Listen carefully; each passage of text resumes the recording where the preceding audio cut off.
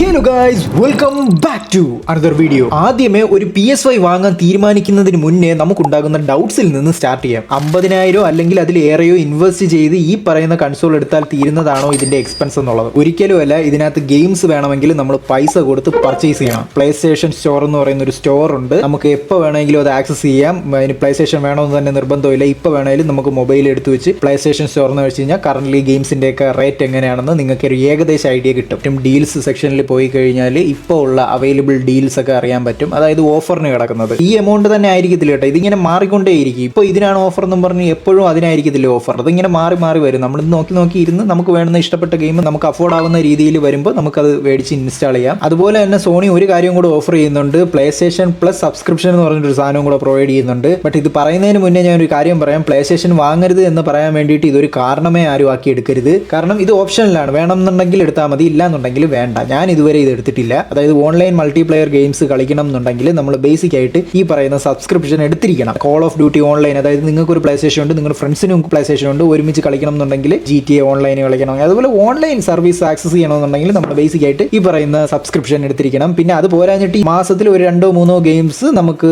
Free ആയിട്ട് download ചെയ്യാൻ അവർ തരും. അതിപ്പോൾ നമ്മൾ ആഗ്രഹിക്കുന്ന ഗെയിമൊന്നും ആയിരിക്കത്തില്ല. ചില മാസം പൊട്ട ഗെയിമുകളായിരിക്കും. ചില ദിവസങ്ങളിൽ നമ്മൾ വിചാരിക്കുന്ന ഏതെങ്കിലും നല്ല നല്ല ഗെയിംസുകളൊക്കെ ആ ലിസ്റ്റിൽ വന്നു. ഈ സബ്സ്ക്രിപ്ഷന്റെ പരിപാടി തന്നെ 3 ഭാഗമായിട്ടാണ് അവർ തിരിച്ചിട്ടുള്ളത്. അതായത് ബേസിക് ആയിട്ടുള്ള എസെൻഷ്യലിൽ തുടങ്ങി എക്സ്ട്രാ ഡീലക്സ്. എസെൻഷ്യലിൽ നമ്മൾ മാസം 500 ആണ് പേ ചെയ്യേണ്ടത്. നിർബന്ധമൊന്നുമല്ല. ഞാൻ ഇതുവരെ അത് എടുത്തിട്ടുമില്ല, ഒരു കുറവ് ഉണ്ടായിട്ടില്ല. നമ്മളിത് A-to-Z കാര്യം സംസാരിക്കുന്നു, അപ്പോൾ അത് പറഞ്ഞു പോയെന്നേ ഉള്ളൂ. സോ നമ്മൾ ഈ സ്റ്റെപ്പ് കഴിഞ്ഞപ്പോൾ നമ്മൾ ഓക്കെ, പ്ലേ സ്റ്റേഷൻ വാങ്ങിക്കഴിഞ്ഞാൽ നമുക്ക് ഫ്യൂച്ചറിൽ വരാൻ പോകുന്ന എക്സ്പെൻസ് ഈ തരത്തിലാണെന്ന് നമുക്കൊരു ഏകദേശ ഐഡിയ കിട്ടിക്കാണും. സോ ഇനി നമ്മളിത് വാങ്ങാനായിട്ട് തീരുമാനിക്കണം. നമ്മൾ മാർക്കറ്റിൽ 2 രീതിയിലാണ് ഇത് അവൈലബിൾ ആയിട്ടുള്ളത്. ഒന്ന് ഡിജിറ്റൽ വെർഷനും ഒന്ന് ഡിസ്ക് വെർഷനും. സോ ഇതിൽ ഏത് വാങ്ങണം?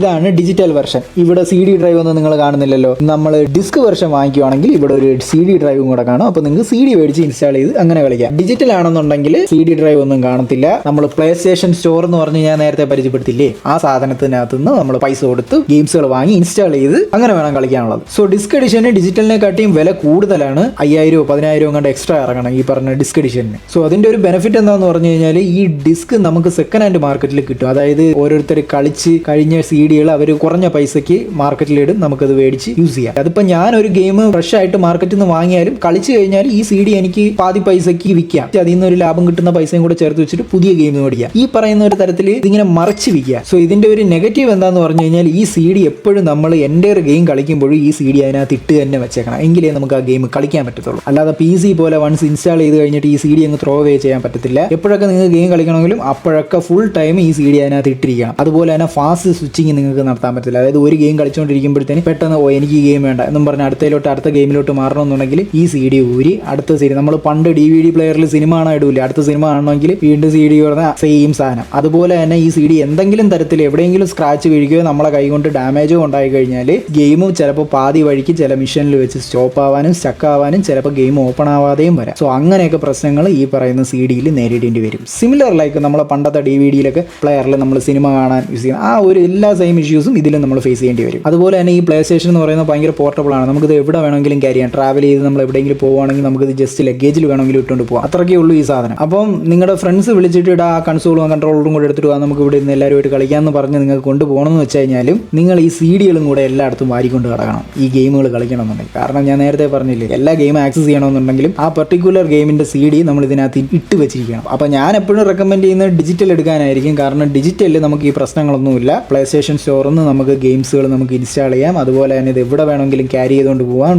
CD ഡാമേജ് ആവുമോ അങ്ങനെ ഒരു തരത്തിലുള്ള പ്രശ്നങ്ങളും ഇതിലില്ല. ഫാസ്റ്റ് ആയിട്ട് സ്വിച്ച് ചെയ്യാം. മൊബൈലിൽ നിന്ന് നമ്മൾ ബാക്ക് ഇറങ്ങി അടുത്ത ആപ്ലിക്കേഷനിൽ പോകുന്ന പോലെ പെട്ടെന്ന് ഒരു ഗെയിമിൽ നിന്ന് മറ്റൊരു ഗെയിമിലോട്ട് നമുക്ക് സ്വിച്ച് ചെയ്യാം. അതുപോലെ തന്നെ സ്റ്റക്ക് ആവുന്ന അങ്ങനെ ഒരു തരത്തിലുള്ള ഫിയറും വേണ്ട. പിന്നീട് നമുക്ക് ഡിസ്ക് ഇടുന്ന ടൈപ്പ് വേണമെന്നുണ്ടെങ്കിൽ നമുക്കൊരു ഡിസ്ക് ഡ്രൈവ് അല്ലാതെ സെപ്പറേറ്റ് വാങ്ങി ഇതിൽ അറ്റാച്ച് ചെയ്യാൻ പറ്റും. ഒരു 3-4 കൊല്ലം മുന്നേ ഉള്ള PS5-കളിലൊന്നും നമുക്ക് ഡിജിറ്റൽ മേടിച്ച് കഴിഞ്ഞാൽ ഡിജിറ്റൽ പിന്നെ നമുക്ക് ഡിസ്ക് ആയിട്ട് കൺവേർട്ട് ചെയ്യാൻ പറ്റത്തില്ലായിരുന്നു. ഇപ്പോൾ ഇറങ്ങുന്ന പുതിയ മോഡലുകളിലൊക്കെ നമുക്ക് ഡിജിറ്റൽ മേടിച്ചാലും പിന്നീട് നമുക്ക് ഡിസ്ക് ഡ്രൈവ് വേണമെന്നുണ്ടെങ്കിൽ ഒരു ഡിസ്ക് ഡ്രൈവ് സെപ്പറേറ്റ് പൈസ കൊടുത്ത് മേടിച്ച് അറ്റാച്ച് ചെയ്യാവുന്നതേ ഉള്ളൂ. സോ നിങ്ങളുടെ വെൽത്ത് അനുസരിച്ചിട്ട് നിങ്ങൾക്ക് അത് ഡിസൈഡ് ചെയ്യാം ഡിസ്ക് വേണോ ഡിജിറ്റൽ വേണോ എന്ന്. സോ ഇനി നമ്മൾ അറിഞ്ഞിരിക്കേണ്ട കാര്യമാണ് ഈ പ്ലേ സ്റ്റേഷൻ നമ്മൾ വാങ്ങി. സോ ഇതിനകത്ത് എന്തൊക്കെയായിരിക്കും നമുക്ക് എക്സ്പെക്ട് ചെയ്യാനാവുക? കൺസോളും കാണും, ഒരു കൺട്രോളറും കാണും. അഡീഷണൽ കൺട്രോളർ വേണമെങ്കിൽ പൈസ കൊടുത്ത് വാങ്ങണം.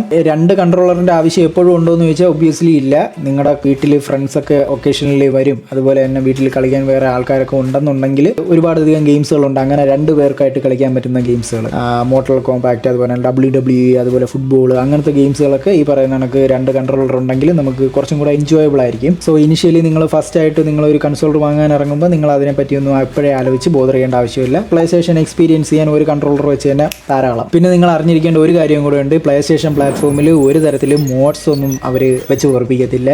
അതുപോലെ തന്നെ GTA ആയിരുന്നാലും നിങ്ങൾക്ക് ചീറ്റ് കോഡും കാര്യങ്ങളിലും പ്യുവർ ഗെയിം എന്താണോ ഡെവലപ്പേഴ്സ് ഉണ്ടാക്കി വിട്ടിരിക്കുന്ന ഗെയിംസ് എന്താണോ ആ തലത്തിൽ മാത്രമേ കളിക്കാൻ പറ്റത്തുള്ളൂ. GTA ഓൺലൈൻ ആണെങ്കിൽ പോലും നമ്മളെ യൂട്യൂബിൽ കാണുന്ന തരത്തിൽ റോൾ പ്ലേ, അതായത് മലയാളികളുടെയൊക്കെ ഈ പറയുന്ന സെർവർ, ആ പരിപാടിയൊന്നും ഇതിനകത്ത് കിട്ടില്ല. റോക്ക് സ്റ്റാറിൻ്റെ സെർവർ ഉണ്ട്, അതിനകത്ത് കയറി കളിക്കാം. ഇത്രയും ആയി കഴിഞ്ഞാൽ ഒരു കാര്യം കൂടെ ഞാൻ ഇമ്പോർട്ടൻ്റ് ആയിട്ട് പറയും. കൺസോൾ വാങ്ങിക്കഴിഞ്ഞാൽ മോണിറ്ററിൽ കണക്ട് ചെയ്യുന്നതാണോ TV-യിൽ കണക്ട് ചെയ്യുന്നതാണോ ഏറ്റവും നല്ലതെന്ന്. മോണിറ്ററിലാണെന്നുണ്ടെങ്കിൽ റെസ്പോൺസ് ടൈം ഒക്കെ കുറവായിരിക്കും. അതായത് ഹൈ ഫേസ്ഡ് ആയിട്ടുള്ള ഷൂട്ടിംഗ് ഗെയിംസ്, റൈസിംഗ് ഗെയിംസ് അതൊക്കെ കളിക്കാൻ നിന്നുമ്പോൾ നിങ്ങൾക്ക് കറക്റ്റ് അതിൻ്റെ ഒരു ഇവിടെ ഞെക്കുമ്പോൾ അത് അപ്പം തന്നെ മോണിറ്ററിൽ കിട്ടും. അതുപോലെ തന്നെ കളർ ആക്യുറസി, ഗെയിം എന്താണോ അത് അതുപോലെ നിങ്ങൾക്ക് മോണിറ്ററിൽ കിട്ടും. HDR ആയെങ്കിലും അതിൻ്റെ എല്ലാ പരിപാടിയും കറക്റ്റ് ലെവലിൽ നിങ്ങൾക്ക് മോണിറ്ററിൽ കൂടെ ആവശ്യമില്ല കിട്ടും. TV-യിൽ കണക്ട് ചെയ്യാൻ നിങ്ങൾ ഉദ്ദേശിക്കുകയാണെന്നുണ്ടെങ്കിൽ അവിടെ നിങ്ങൾ കുറച്ച് കാര്യങ്ങൾ മസ്റ്റായിട്ട് അറിഞ്ഞിരിക്കണം. ഒന്ന്, ആ TV-യിൽ ഇത്തരത്തിലെ കൺസോളൊക്കെ കണക്ട് ചെയ്ത് കളിക്കാൻ പറ്റുന്ന ലെവലിലെ TV ആണോ എന്ന് അറിഞ്ഞിരിക്കണം. ഈവൻ അത് 4K TV ആണെന്ന് മാത്രമല്ല, അതിൽ ഈ പറയുന്ന കണക്ക് റിഫ്രഷ് റേറ്റ് കാര്യങ്ങളൊക്കെ ഉള്ള TV ആണോ, അതുപോലെ തന്നെ റെസ്പോൺസ് ടൈം കുറവുള്ള TV ആണോ എന്ന്. ഞാൻ കൺസോൾ വാങ്ങിയ സമയത്ത് 3-4 കൊല്ലം മുമ്പ്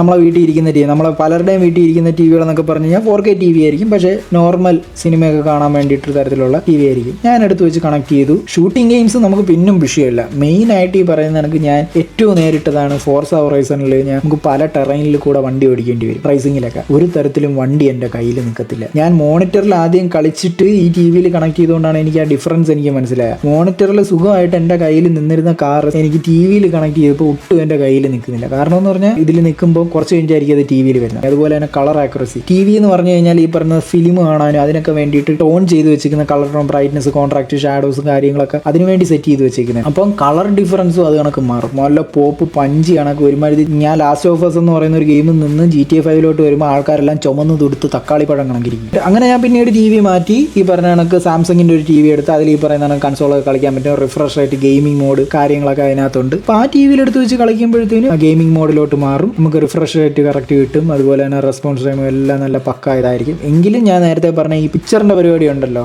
കളർ ടോൺ, അത് യൂട്യൂബിലൊക്കെ ഇഷ്ടം പോലെ വീഡിയോസ് കാണും. അത് നിങ്ങളുടെ TV ബ്രാൻഡ് ഏതാണെന്ന് നിങ്ങൾ യൂട്യൂബിൽ അടിച്ച് അതിന് വേണ്ടുന്ന ആരെങ്കിലും ഒക്കെ വീഡിയോ ചെയ്തിട്ടുണ്ടായിരിക്കും. ആ വീഡിയോയിൽ ആ കറക്റ്റ് സെറ്റിംഗ്സ് ഒക്കെ അവിടെ കൊടുക്കുമ്പോഴത്തേനും ഏകദേശം ഒരു കളർ ടോൺ കറക്റ്റ് കിട്ടും. പക്ഷേ ഇതെല്ലാം കറക്റ്റായിട്ട് വന്നു കഴിഞ്ഞാൽ ഏറ്റവും നല്ല എക്സ്പീരിയൻസ് കിട്ടാൻ പോകുന്നത് TV-യിലായിരിക്കും. നമുക്ക് സോഫയിലിരുന്ന് ഫാനൊക്കെ ഇട്ട് കാല് നീട്ടിയിരുന്നത് കളിക്കുമ്പോഴുള്ള എക്സ്പീരിയൻസ് മോട്ടറിൽ നിന്ന് കിട്ടത്തില്ല. അത് TV-യിലായിരിക്കും ഏറ്റവും നല്ല എക്സ്പീരിയൻസ് കിട്ടുന്നത് TV-ന്നാണ്. പിന്നെ ഒരു കാര്യം ഞാൻ പറയാൻ മറന്നുപോയി. നമ്മുടെ ഇത് വാങ്ങുമ്പോൾ നമ്മളെ വീട്ടിൽ നെറ്റ് കണക്ഷൻ വേണോ, വൈഫൈ വേണോ, എത്രമാത്രം നെറ്റാണ് ഇതിന് ആവശ്യമായിട്ടുള്ളതെന്നൊക്കെ. ഒബ്വിയസ്ലി വൈഫൈ ഉണ്ടെങ്കിൽ അത്രയും നല്ലത്. ഓരോ ഗെയിംസ് ഒക്കെ അവരുടെ സ്റ്റോറിൽ നിന്ന് നമുക്ക് ഇൻസ്റ്റാൾ ചെയ്യണമല്ലോ. അപ്പോൾ ആ കേസിൽ ഗെയിമിൻ്റെ സൈസ് എന്നൊക്കെ പറഞ്ഞു കഴിഞ്ഞാൽ GTA 5 വന്നിട്ട് 100 GB ആണ്. അതുപോലെ തന്നെ മിക്ക ഗെയിംസും 80 GB 50 GB താഴെ ഗെയിം ഉണ്ടാകുന്ന തന്നെ എനിക്കറിയത്തില്ല. മൊബൈലിലെ നെറ്റിലൊക്കെ എങ്ങനെയെന്നും പറഞ്ഞ് 100 GB ഒക്കെ ഇരുന്ന് അത് പോസിബിൾ ആവുമെന്ന് എനിക്ക് തോന്നുന്നില്ല. സോ വൈഫൈ വേണം കേട്ടോ. ഗെയിംസ് വൺസ് ഇൻസ്റ്റാൾ ആയി കഴിഞ്ഞ് കഴിഞ്ഞാൽ പിന്നെ നെറ്റിൻ്റെ ആവശ്യം വരത്തില്ല. സ്റ്റോറി മോഡ് ഗെയിമുകളൊക്കെ ഇല്ലേ, അല്ലാതെ മൾട്ടിപ്ലെയർ ഓൺലൈൻ ഗെയിംസ് ഒന്നും അല്ലല്ലോ. സോ സുഖമായിട്ട് കളിക്കാം. പക്ഷേ